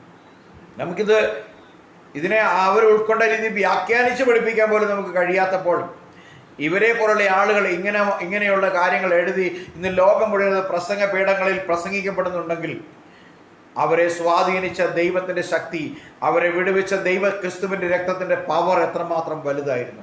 ഹല്ലേലൂയ. അതുകൊണ്ട് പത്രോസ് പറയണ അന്ത്യകാലത്തിൽ വെളിപ്പെടുവാൻ ഒരുങ്ങിയിരിക്കുന്ന രക്ഷയ്ക്ക് വിശ്വാസത്തിൽ ദൈവശക്തിയാൽ കാക്കപ്പെടുന്ന നിങ്ങൾക്ക്, എന്ന് വെച്ചാൽ നമ്മൾക്ക് എന്തിനു വേണ്ടിയാണ്? ഒരു അന്ത്യകാലം വരുന്നുണ്ട്. കാലത്തിൻ്റെ അവസാനത്തിൽ വരുവാനിരിക്കുന്ന രക്ഷയുടെ പൂർണ്ണതയ്ക്ക് വേണ്ടി, ഒരുക്കി കാത്തിരിക്കുന്ന ആ രക്ഷയ്ക്ക് വേണ്ടി നമ്മെ കാത്തുവച്ചിരിക്കുന്ന ആ ദൈവം സ്വർഗത്തിൽ സൂക്ഷിച്ചിരിക്കുന്നതും ക്ഷയമില്ലാത്ത, മാലിന്യമില്ലാത്ത, വാടിപ്പോകാത്ത അവകാശത്തിനായി തന്നെ നമ്മെ വീണ്ടും ജനിപ്പിച്ചിരിക്കുന്നു. ഹല്ലേലൂയ! നമ്മളെ ദൈവം വീണ്ടും ജനിപ്പിച്ചിരിക്കുന്നുവെങ്കിൽ വീണ്ടും ജനിച്ചിരിക്കുന്ന ക്രിസ്തുവിൻ്റെ അടയാളങ്ങൾ, ക്രിസ്തുവിൻ്റെ പ്രവൃത്തികൾ, ക്രിസ്തുവിൻ്റെ കാരുണ്യം, ക്രിസ്തുവിൻ്റെ മനസ്സലിവ്, ക്രിസ്തുവിൻ്റെ സ്നേഹം, ക്രിസ്തുവിൻ്റെ സാഹോദര്യം നമ്മിലൂടെ മറ്റുള്ളവരിലേക്ക് പുറപ്പെടണമെന്ന് ദൈവം ആഗ്രഹിക്കുന്നു. ഹല്ലേലൂയ! അതുകൊണ്ട് ഇവിടെ വചനം പറയുകയാണ്, അതുകൊണ്ട് നിങ്ങൾ ഇത്രയും വലിയ കാര്യങ്ങളെ നമുക്ക് തന്ന ദൈവം, നമ്മൾ നാനാ പരീക്ഷകളിൽ ദുഃഖിച്ചിരിക്കേണ്ടി വരുന്ന അവസ്ഥകൾ വരുമ്പോൾ, ജഡത്തിലിരിക്കുമ്പോൾ പലവിധമായ പ്രശ്നങ്ങളുണ്ട്, ഒരുപാട് ദുഃഖങ്ങളും പ്രയാസങ്ങളൊക്കെ നമ്മുടെ ജീവിതത്തിൽ നേരിടണം. അപ്പോൾ എങ്കിലും നമ്മൾ ആനന്ദിക്കുന്ന കാര്യത്തിൻ്റെ കാരണം എന്താണ്? അഴിഞ്ഞു പോകുന്നതും തീയിൽ ശോധന കഴിക്കുന്നതുമായ പൊന്നിനേക്കാൾ. ഹല്ലേലൂയ! രണ്ട് കാര്യമാണ് പറയുന്നത്. ഒന്ന്, ഇത് അഴിഞ്ഞു പോകും. ഹല്ലേലൂയ! ഇപ്പം നമുക്കറിയാം, സ്വർണത്തിന് വലിയ തോതിൽ വില കയറിക്കൊണ്ടിരിക്കുക. എന്നാൽ പ്രവാചക ഗ്രന്ഥങ്ങൾ പറയുകയാണ്, അന്ന് അവർക്ക് ഒരു നേരത്തെ ആഹാരം സ്വർണം വെച്ച് കഴിഞ്ഞാൽ സ്വർണം അവർക്ക് മലമായി തോന്നും എന്നെഴുതിയിരിക്കുന്നു. കാരണം അനേക ദിവസങ്ങൾ പട്ടിണി കിടക്കുന്ന ഒരു വ്യക്തിക്ക് സ്വർണം കൊടുത്താൽ ആരും ആഹാരം കൊടുക്കാനില്ല. കാരണം ആഹാരം സ്വർണത്തെക്കാൾ മൂല്യമായതുകൊണ്ട് നിങ്ങളുടെ സ്വർണ്ണം എവിടെയെങ്കിലും കൊണ്ട് ആഹാരം എന്തായാലും തരില്ല. സ്വർണം മേടിച്ച് ആഹാരം കൊടുക്കാൻ, സ്വർണം കിട്ടിയാലും പകരം ആഹാരം കൊടുക്കാൻ കഴിയാത്ത, ആഹാരമില്ലാത്ത ഒരു കാലഘട്ടം അതിവിദൂര ഭാവിയിൽ വരുവാൻ പോകുന്നു. അന്ന് സ്വർണം കൊണ്ടു കൊടുത്തു കഴിഞ്ഞാൽ അവരുടെ കൈവശം ആഹാരമില്ല. വീട്ടിൽ ഇഷ്ടംപോലെ സ്വർണം ഉണ്ടാകുമ്പോൾ അത് കാണുമ്പോൾ അവർക്ക് അതിനോട് അറപ്പ് തോന്നും. കാരണം ഒരു പാത്രത്തിൽ ചോരിരിക്കുന്ന കണ്ടാൽ അവരുടെ കണ്ണുന്തി വരും. കാരണം അങ്ങനെ ഒരു നേരം, ഒരു കാലം നമ്മുടെ മുമ്പിൽ വരാൻ പോവുകയാണ്. അതിലൊന്നും നമ്മൾ ചെന്നുപെടാതിരിക്കണമെങ്കിൽ നാം ക്രിസ്തുവിൽ ഉറച്ചിരിക്കണം. ഹല്ലേലൂയ! അതുകൊണ്ട് പറയുകയാണ്, അതുകൊണ്ട് ഈ സ്വർണം പോലും തീയിൽ ശോധന കഴിക്കുന്നത്. ഹല്ലേലൂയ! സ്വർണത്തിൻ്റെ പ്യൂരിറ്റി തെളിയിക്കുന്നത് തീക്കകത്താണ്. അപ്പോൾ അങ്ങനെയുള്ള ആ വിലയേറിയ വസ്തുക്കളായ പൊന്നിനേക്കാളും വെള്ളിയേക്കാളും നിങ്ങളുടെ വിശ്വാസത്തിൻ്റെ പരിശോധന വിലയേറിയത്. ഹല്ലേലൂയ! നമ്മളെ വിശ്വാസം ദൈവം പരീക്ഷയ്ക്ക് വേണ്ടി നമ്മുടെ മുമ്പിലേക്ക് പ്രശ്നങ്ങളും പ്രതികൂലങ്ങളും അയക്കുമ്പോൾ നമ്മളെ നശിപ്പിക്കാൻ വേണ്ടിയല്ല. ഒരു സ്വർണ്ണപ്പണിക്കാരൻ സ്വർണത്തിൻ്റെ കിട്ടം മാറ്റി, അല്ലെങ്കിൽ അതിനകത്ത് മാലിന്യം മാറ്റി അതിനെ ശുദ്ധീകരിക്കുന്നത്, അതിനെ തേജസ്സുള്ള ഉരുപ്പടിയാക്കി പണിയാനായി ആണെങ്കിൽ, ആത്മാക്കളുടേവനായ ദൈവം നമ്മെ തേജസ്കരിക്കുവാൻ വേണ്ടി കഷ്ടങ്ങളും പ്രയാസങ്ങളും അയക്കുമ്പോൾ നമ്മുടെ മനോഭാവം മറ്റൊരു വിധത്തിലാവാൻ പാടില്ല. എന്നെ ശുദ്ധീകരിച്ച് തൻ്റെ സന്നിധിയിൽ നിഷ്കളങ്കനായി, നേരുള്ളവനായി, വിലയുള്ളവനായി നിർത്തേണ്ടതിന് വേണ്ടി എന്ന് നാം മനസ്സിലാക്കണം. കാരണം ദൈവം നമ്മെ പരിശോധിക്കുന്നത്, ദൈവം നമ്മെ ഈ വിധമായ പരിശോധനകളെ നയിക്കുന്നതിൻ്റെ ഉദ്ദേശം നമ്മളെ ശുദ്ധീകരിക്കുക എന്നുള്ളതാണ്. ഹല്ലേലൂയ! അതുകൊണ്ടാണ് പൗലോസ് പറഞ്ഞ, ശുദ്ധീകരണം കൂടാതെ ആരും ദൈവത്തെ കാണുകയില്ല. Price the Lord. കർത്താവിൻ്റെ പരിശുദ്ധമായ നാമത്തിന് സ്തോത്രം. അതുകൊണ്ട് ഇവിടെ അടുത്ത വാക്യം പറയാണ്, അങ്ങനെ ഈ വിലയേറിയ പരിശോധന എന്തിനു വേണ്ടിയാണ്? ക്രിസ്തുയേശുവിൻ്റെ പ്രത്യക്ഷതയിൽ നമുക്ക് പുകഴ്ചയ്ക്കും തേജസ്സിനും മാനത്തിനുമായി കാണുവാനിടവരും. ഹല്ലേലൂയ! എന്തിനു വേണ്ടിയാണ്? നമ്മൾ ദൈവസന്നിധിയിൽ പുകഴ്ത്തപ്പെടുവാൻ, മാനിക്കപ്പെടുവാൻ, തേജസ്കരിക്കപ്പെടുവാൻ ഈ പരിശോധനകൾ ഇടയാകും. കാരണം ഈ പരിശോധനയിലൂടെയാണ് നമ്മുടെ മാലിന്യങ്ങൾ പുറത്തു പോകുന്നത്. നാം ഈ പരിശോധനകളെ സമീപിക്കുന്നത്, നമ്മുടെ സമീപന രീതി എന്താണ്? ദൈവത്തിന് എന്നെ ഇങ്ങനെ പരിശോധിക്കാൻ, എന്നെ ഇങ്ങനെ കഷ്ടതയിലൂടെ നടത്തുവാൻ, എന്നെ ദണ്ഡിപ്പിച്ച് കളയാനാണോ ദൈവത്തിന് ഇഷ്ടം? ഇങ്ങനൊരു ദൈവം എന്തിനാണ് എന്ന് ചോദിക്കുന്ന മനുഷ്യനാണ് നമ്മിൽ പലരും. എന്നാൽ ഒരു പരിശോധനയും, ദൈവം അയക്കുന്ന ഒരു പരിശോധനയും നമ്മുടെ നാശത്തിനല്ല. നമ്മളെ നശിപ്പിച്ച് കളയാൻ ദൈവം ആഗ്രഹിക്കുന്നില്ല. നമ്മളെ നശിപ്പിച്ച് കളയാനാണ് ദൈവം ആഗ്രഹിച്ചതെങ്കിൽ എന്തിന് അവൻ കാൽവരിയിൽ നമുക്ക് വേണ്ടി മരണം ഭരിക്കാൻ ലോകത്തിലേക്ക് വന്നു? ഹല്ലേലൂയ! അപ്പോൾ നമ്മെ വീണ്ടെടുത്ത് നമ്മളെ ആക്കി വച്ചിരിക്കുന്നത് പാപത്താൽ മലിനസമായ ഒരു ലോകത്തിലായതുകൊണ്ട് തന്നെ നമ്മുടെ അനുദിന വ്യവഹാരങ്ങൾ, നമ്മൾ കണ്ടുമുട്ടുന്ന വ്യക്തികൾ, നമ്മൾ ഇടപെടുന്ന കാര്യങ്ങൾ, നമ്മുടെ അനുദിനമുള്ള സാമൂഹിക, ധാർമ്മിക, ഈ സാംസ്കാരികമായ മണ്ഡലത്തിലുള്ള ജീവിതം, അനുദിന ജീവിതത്തിലെ പ്രശ്നങ്ങളുടെ നടുവിൽ നമ്മൾ മലിനപ്പെട്ടു പോകുമെന്നറിയാവുന്ന ദൈവം ഓരോ ദിവസവും നമ്മെ സ്നേഹിച്ച് നമ്മെ ശുദ്ധീകരണത്തിന് വേണ്ടി അയക്കുന്ന പരിശോധനകളെ നാം വിലയേറിയത് എന്ന് എണ്ണണമെന്ന് ദൈവവചനം പറയുന്നു. നമ്മുടെ അവസ്ഥ, നമ്മുടെ മനോഭാവം എന്താണ്? അതിനോട് തികച്ചും വ്യത്യസ്തമായ, ഓപ്പോസിറ്റ് ആയിട്ടുള്ള ഒരു മനോഭാവമാണ് നാം പലപ്പോഴും സൂക്ഷിക്കാറുള്ളത്. Price the Lord. അപ്പോൾ ദൈവം നമ്മെ സൂക്ഷിക്കുന്നത്, ആക്കി വച്ചിരിക്കുന്നത് നമ്മുടെ ഈ ശരീരത്തെ നന്നാക്കുവാനുള്ളതല്ല, ഇതിലുള്ള ജീവനെ നന്നാക്കുവാനുമല്ല കർത്താവ് ആഗ്രഹിക്കുന്നത്. നമ്മിൽ നിക്ഷേപിക്കപ്പെട്ടിരിക്കുന്ന പരിശുദ്ധാത്മാവ്, നമ്മൾ നിക്ഷേപിക്കുന്ന ദൈവത്തിൻ്റെ ആത്മാവിൻ്റെ ഒരു പങ്കുണ്ട്. അതിനെ ശുദ്ധീകരിച്ച് നിർത്തുക, അത് നമ്മളെ അകത്തു നിന്ന് പുറത്തെ മനുഷ്യനിലേക്ക് രൂപാന്തരപ്പെടുത്തുക. അകത്തെ മനുഷ്യൻ്റെ പ്രഭാവത്തിൻ്റെ ശക്തി കൊണ്ട് നമ്മുടെ ജീവനിലും ശരീരത്തിലും ക്രിസ്തു എന്ന പുതു മനുഷ്യൻ്റെ സ്വഭാവത്തെ വെളിപ്പെടുത്തുക എന്നുള്ളതാണ് ദൈവത്തിൻ്റെ പദ്ധതിയുടെ ആത്യന്തികമായ ലക്ഷ്യം എന്നുള്ള കാര്യം നാം മറന്നു പോകരുത്. അതുകൊണ്ട് ദൈവത്തിൻ്റെ വചനത്തിലേക്ക് നാം വരുമ്പോൾ ദൈവം, നമുക്ക് ഒരു വാക്യം കൂടെ വായിച്ചതിന് ശേഷം അവിടേക്ക് പോകാം. യോഹന്നാന്റെ സുവിശേഷം 1-ാമത്തെ അധ്യായം അതിൻ്റെ 13-ാമത്തെ വാക്യം.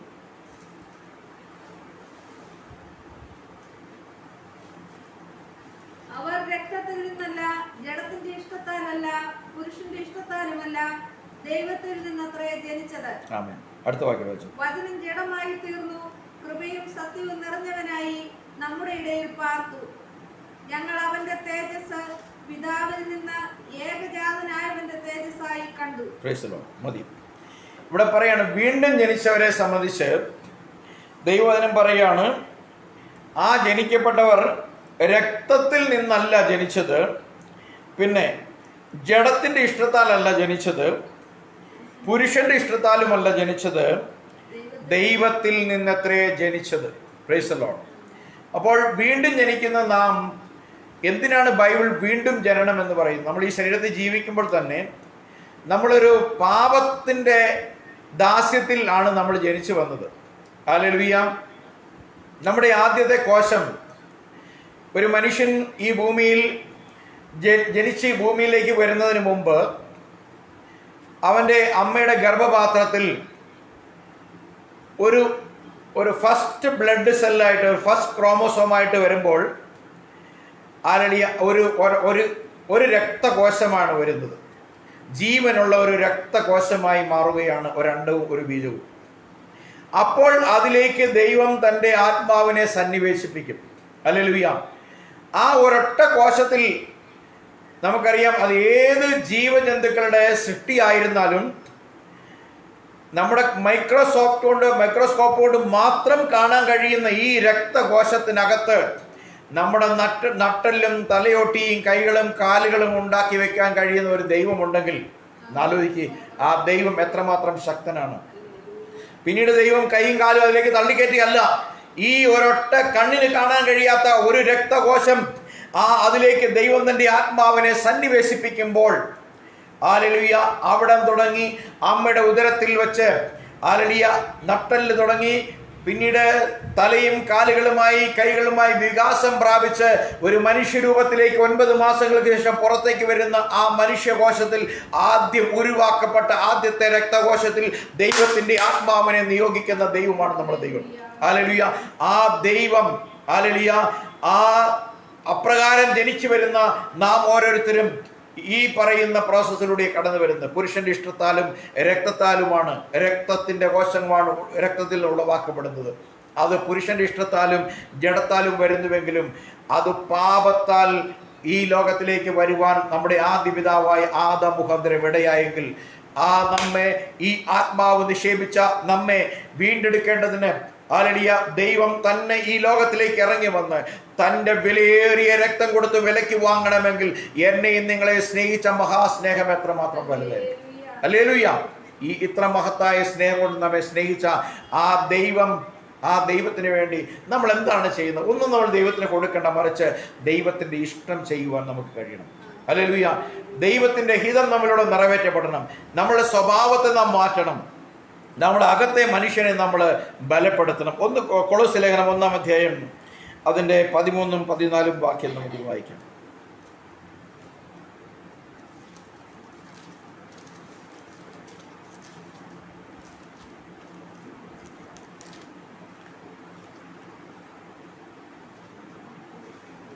ബൈബിൾ പറയണേ 12-15. വിശുദ്ധന്മാർക്ക് വെളിച്ചത്തിലുള്ള അവകാശത്തിനായി നമ്മെ പ്രാപ്തരാക്കുകയും നമ്മെ ഇരുട്ടിൻ്റെ അധികാരത്തിൽ നിന്ന് വിടുവിച്ച് തൻ്റെ സ്നേഹസ്വരൂപനായ പുത്രൻ്റെ രാജ്യത്തിലാക്കി വയ്ക്കുകയും ചെയ്ത പിതാവിനെ സന്തോഷത്തോടെ സ്തോത്രം ചെയ്യുന്നു, രാഗണം എന്നും അപേക്ഷിക്കുന്നു. അവനിൽ നമുക്ക് പാപമോചനം എന്ന വീണ്ടെടുപ്പ് ഉണ്ട്. അവൻ അദൃശ്യനായ ദൈവത്തിൻ്റെ പ്രതിമയും സർവസൃഷ്ടിക്കും ആദ്യജാതനുമാകുന്നു.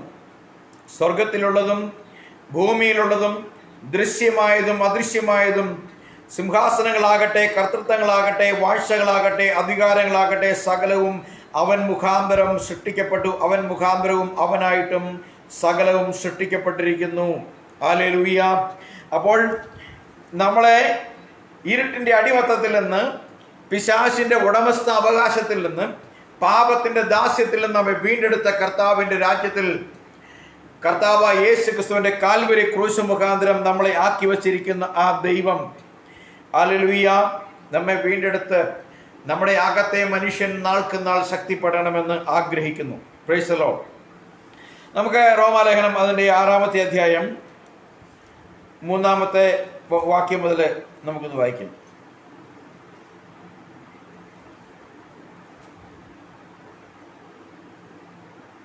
യേശുക്രിസ്തുവിനോട് ചേരുവാൻ സ്നാനമേറ്റവരായ നാം എല്ലാവരും അവന്റെ മരണത്തിൽ പങ്കാളികളാകുവാൻ സ്നാനമേറ്റിരിക്കുന്നു എന്ന് നിങ്ങൾ അറിയുന്നില്ലയോ? അങ്ങനെ നാം അവന്റെ മരണത്തിൽ പങ്കാളികളായി തീർന്ന സ്നാനത്താൽ അവനോടുകൂടെ കുഴിച്ചിടപ്പെട്ടു. ക്രിസ്തു മരിച്ചിട്ട് പിതാവിന്റെ മഹിമയാൽ ജീവിച്ചെഴുന്നേറ്റതുപോലെ നാമും ജീവന്റെ പുതുക്കത്തിൽ നടക്കേണ്ടതിന് തന്നെ. ക്രിസ്ത്യാനിറ്റിയുടെ ഫണ്ടമെന്റൽ എന്ന് പറയുന്നത് ക്രിസ്തു നമുക്ക് വേണ്ടി പാപമായി തീർന്നു.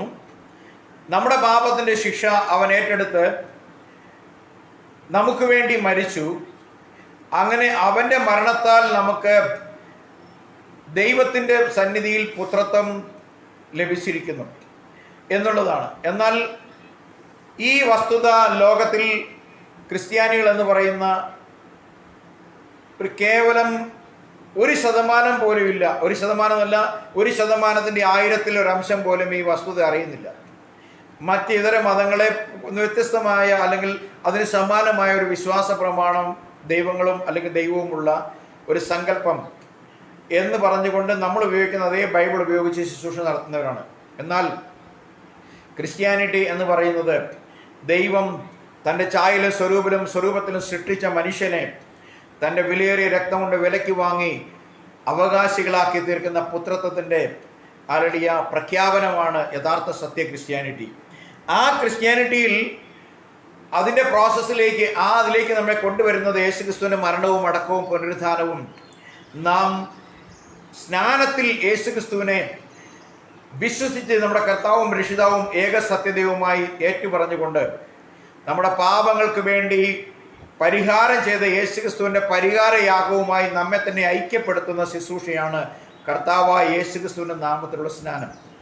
ഈ സ്നാനത്തിൽ പറയുന്നതാണ്, സ്നാനത്തിൽ നാം അവനോടുകൂടെ കുഴിച്ചിടപ്പെട്ടു. Price the Lord. നമ്മുടെ പഴയ മനുഷ്യനെ നാം സ്നാനത്തിൽ വെള്ളത്തിൽ കുഴിച്ചിട്ടു. എന്നിട്ട് അകത്തെ മനുഷ്യനെ സംബന്ധിച്ച് പുതുക്കം പ്രാപിച്ച ഒരു മനുഷ്യനെ ധരിച്ചുകൊണ്ട് ഒരു പുതിയ സൃഷ്ടിയായി ജീവിക്കേണ്ടതിന് വേണ്ടിയാണ് നാം വെള്ളത്തിൽ നിന്ന് കയറുന്നത്. എങ്കിലും നമുക്കറിയാം, നാം വെള്ളത്തിൽ നിന്ന് കയറിയപ്പോൾ ഇറങ്ങിയ മനുഷ്യനെക്കാളും തന്നെ കാര്യമായ വ്യത്യാസമൊന്നും ആർക്കും തന്നെ പലർക്കും സംഭവിച്ചിട്ടില്ല. എന്നാൽ അത് സംഭവിക്കേണ്ടത് അനിവാര്യമാണ്. കാരണം നാം യേശുക്രിസ്തുവിൻ്റെ സാദൃശ്യത്തിലുള്ള ഒരു പുതിയ മനുഷ്യനെ ധരിക്കേണ്ടതിന് വേണ്ടിയാണ് ചെയ്തിരിക്കുന്നത്. അപ്പോഴാണ് നമ്മൾ ഈ ചെയ്ത സ്നാനം എന്ന് പറയുന്ന ഈ കർമ്മം നമ്മളെ സംബന്ധിച്ച് ഫലവത്തായി തീരുകയുള്ളൂ എന്നുള്ള കാര്യം നമ്മൾ മനസ്സിലാക്കേണ്ടത്. Price the Lord. അപ്പോൾ ഇവിടെ നമുക്ക്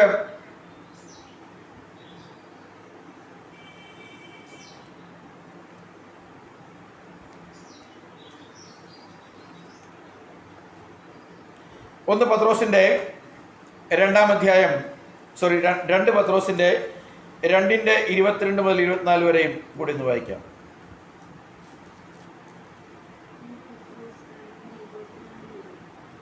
രണ്ടിൻ്റെ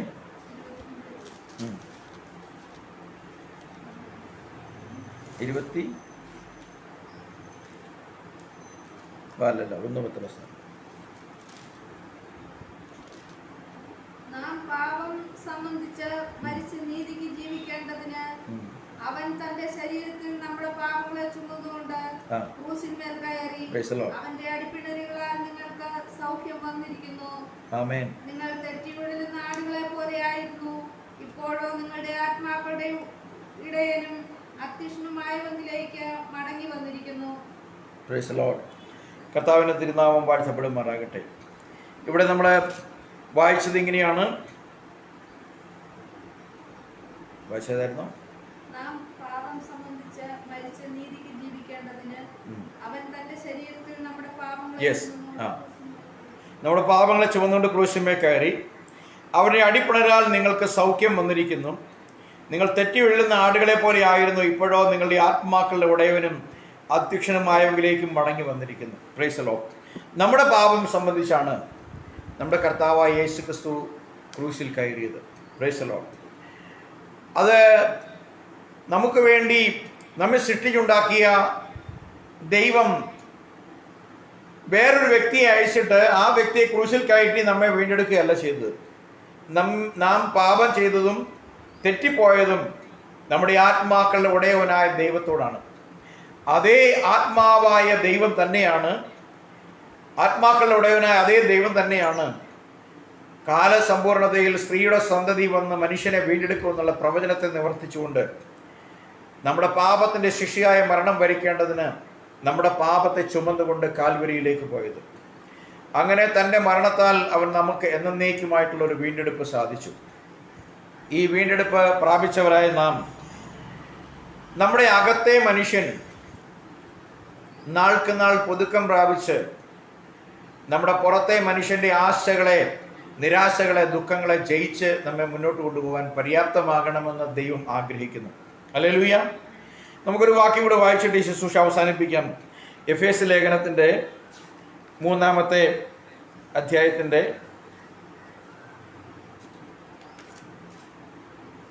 16-ാമത്തെ വാക്യമാണ്. അവൻ തന്റെ മഹത്വത്തിന്റെ ധനത്തിനൊത്തവണ്ണം അവന്റെ ആത്മാവിനാൽ നിങ്ങൾ അകത്തെ മനുഷ്യനെ സംബന്ധിച്ച് ശക്തിയോടെ ബലപ്പെടേണ്ടതിനും ക്രിസ്തു വിശ്വാസത്താൽ നിങ്ങളുടെ ഹൃദയങ്ങളിൽ വസിക്കേണ്ടതിനും വരം നൽകണം എന്നും നിങ്ങൾ സ്നേഹത്തിൽ വേരൂന്നി അടിസ്ഥാനപ്പെട്ടവരായി വീതിയും നീളവും ഉയരവും ആഴവും എന്തെന്ന് സകല വിശുദ്ധന്മാരോടും കൂടെ ഗ്രഹിപ്പാനും വിജ്ഞാനത്തെ കവിയുന്ന ക്രിസ്തുവിൻ സ്നേഹത്തെ അറിയുവാനും പ്രാപ്തരാകുകയും ദൈവത്തിന്റെ എല്ലാ നിറവിനോളം നിറഞ്ഞു വരികയും വേണം എന്നും പ്രാർത്ഥിക്കുന്നു. അപ്പോസ്തലനായ പൗലോസിന്റെ ഒരു പ്രാർത്ഥനയാണ് ഇവിടെ പറയുന്നത്. എങ്ങനെയാണ്? അവൻ തന്റെ മഹത്വത്തിന്റെ ധനത്തിന് ഒത്തവണ്ണം അവന്റെ ആത്മാവിനാൽ നിങ്ങൾ അകത്തെ മനുഷ്യനെ സംബന്ധിച്ച് ശക്തിയോടെ ബലപ്പെടണം. നമ്മുടെ ഈ പുറത്ത് മനുഷ്യൻ കാണുന്ന, ഈ ലോകം കാണുന്ന ഈ മനുഷ്യൻ ശക്തിപ്പെടുവാനല്ല, ഇതിനെ നമ്മൾ ജിമ്മിൽ പോയും മറ്റ് ഉപകരണങ്ങൾ കൈകാര്യം ചെയ്തും വ്യായാമം ചെയ്തും ബലപ്പെടുത്തിയാലും ശക്തിപ്പെടുത്തിയാലും ഒന്നും ദൈവസന്നിധിയിൽ ഒരു മാറ്റം ഉണ്ടാകുന്നില്ല. എന്നാൽ ദൈവം നമ്മുടെ അകത്തൊരു മനുഷ്യനുണ്ട്. ഹല്ലേലൂയ. ഈ മനുഷ്യനാണ് പാപത്തിന് വിധേയനായി തീർന്നത്. ഈ അകത്തെ മനുഷ്യനെ സംബന്ധിച്ച് ശക്തിമാന്റെയും ബലഹീനന്റെയും ബലവാന്റെയും എല്ലാം അകത്തെ മനുഷ്യൻ ദൈവസന്നിധിയിൽ ഒരുപോലെയാണ്. അതിന് ശക്തി കൂടുതലും വലിപ്പം കൂടുതലും ഒന്നും ഇല്ല. ആ അകത്തെ മനുഷ്യനാണ് ദൈവത്തിൻ്റെ സൃഷ്ടി. ഈ അകത്തെ മനുഷ്യനെ നിർവീര്യമാക്കുന്ന പുറത്തെ മനുഷ്യൻ്റെ ഇടപെടലുകളും സ്വഭാവങ്ങളുമാണ് നമ്മളെ അകത്തെ മനുഷ്യൻ എന്ന് പറയുന്ന ദൈവസൃഷ്ടിയെ മരണത്തിൻ്റെ ഇതിലേക്ക്, മരണത്തിൻ്റെ ആ കയോസിലേക്ക്, ആ അവസ്ഥയിലേക്ക് തള്ളിയിട്ടിരിക്കുന്നത്. അതിൽ നമ്മെ വീണ്ടെടുക്കേണ്ടതിന് വേണ്ടിയാണ് കർത്താവ് കാൽവരി ക്രൂശിൽ നമുക്ക് വേണ്ടി മരിച്ചത്. അപ്പോൾ ദൈവം ആഗ്രഹിക്കുന്നത് നമ്മുടെ അകത്തെ മനുഷ്യൻ നാൾക്ക് നാൾ ശക്തിപ്പെടണം. പൗലോസ് പറയാണ്, അകത്തെ മനുഷ്യൻ ശക്തിപ്പെടും തോറും പുറത്തെ മനുഷ്യൻ ക്ഷയിച്ചുകൊണ്ടിരിക്കും. Price the Lord.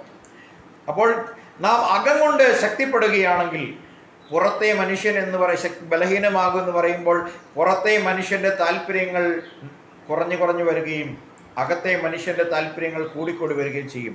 ആ താല്പര്യം ദൈവത്തോടും ദൈവവചനത്തോടും ദൈവവചനത്തെ സ്നേഹിക്കുന്നവരോടുമായിരിക്കും. അപ്പോൾ ഒരു ആത്മീയ ശരീരത്തിൻ്റെ പൂർണ്ണത അവിടെ വെളിപ്പെട്ട് വരും. അപ്പോൾ നമ്മുടെ കൂട്ടുവിശ്വാസികൾ ഹല്ലേലൂയ അകത്തെ മനുഷ്യനെ സംബന്ധിച്ച് നമ്മളെല്ലാവരും ഒരു ശരീരത്തിൻ്റെ അകത്തെ ഭാഗമായി മാറും. അപ്പോൾ നമുക്ക് വേർതിരിവുകളില്ലാതെ ഉയർച്ച താഴ്ചകളില്ലാതെ സ്നേഹിക്കുവാനും പങ്കുവയ്ക്കുവാനും കഴിയും. ഈ ഒരു അവസ്ഥയിലേക്ക് നമ്മൾ നടത്തുക എന്നുള്ളതാണ് ദൈവവചനത്തിൻ്റെ പ്രാരംഭമായ ഉദ്ദേശമെന്ന് തിരുവെഴുത്ത് നമ്മെ ഓർമ്മപ്പെടുത്തുകയാണ്. അതുകൊണ്ട് ദൈവത്തിൻ്റെ വചനത്തിൽ ദൈവത്തിൻ്റെ ദാസനായ പൗലോസ് നമ്മെ ഓർമ്മപ്പെടുത്തുന്ന ഒരു കാര്യം, ഇനിമേൽ നാം നമ്മുടെ സ്വന്തമല്ല. ഹല്ലേലൂയ. നമ്മളെ പുറത്തെ മനുഷ്യനെ മോടി കൂട്ടുക എന്നുള്ളതല്ല ദൈവത്തിൻ്റെ പർപ്പസ്. നമ്മുടെ അകത്തെ മനുഷ്യനെ ഹല്ലേലൂയ ദൈവത്തിൻ്റെ സ്വന്തമായ അകത്തെ മനുഷ്യനെ ഹല്ലേലൂയ ദൈവത്തിൻ്റെ ആലയമാക്കി ദൈവമഹത്വത്തിനായിട്ട് സൂക്ഷിക്കുക. തന്നിമിത്തം നമ്മുടെ പുറത്തെ മനുഷ്യൻ ഹല്ലേലൂയ ദൈവപ്രവർത്തികൾ മനുഷ്യർക്ക് കാണാൻ കഴിയുമെണ്ണം പ്രകടിപ്പിക്കപ്പെടുന്ന, ക്രിസ്തുവിൻ്റെ സ്നേഹത്തെ പ്രകടിപ്പിക്കുന്ന, ക്രിസ്തുവിൻ്റെ മനസ്സലിവിനെ വെളിപ്പെടുത്തുന്ന ഒരു പാത്രമായി, ഒരു ബഹിർസ്ഫുരണമായി, അതിൻ്റെ എക്സ്പ്രസ് ചെയ്യുന്ന ഭാഗമായി മാറണം എന്ന് ദൈവം ആഗ്രഹിക്കുന്നു. അതുകൊണ്ട് ഇനിമേൽ നമുക്ക് സ്വന്തമല്ല, നാം ദൈവത്തിൻ്റെ സ്വന്തം എത്രയെന്ന് നാം തിരിച്ചറിയുവാൻ ഇന്ന് കേൾക്കപ്പെട്ടതായ വചനം നമ്മെ സഹായിക്കട്ടെ എന്ന് ആത്മാർത്ഥമായിട്ട് ഞാൻ പ്രാർത്ഥിക്കുന്നു. കർത്താവ് നമ്മളെല്ലാവരെയും അനുഗ്രഹിക്കുമാറാകട്ടെ. Price the Lord. നമുക്ക് ഒരു നിമിഷം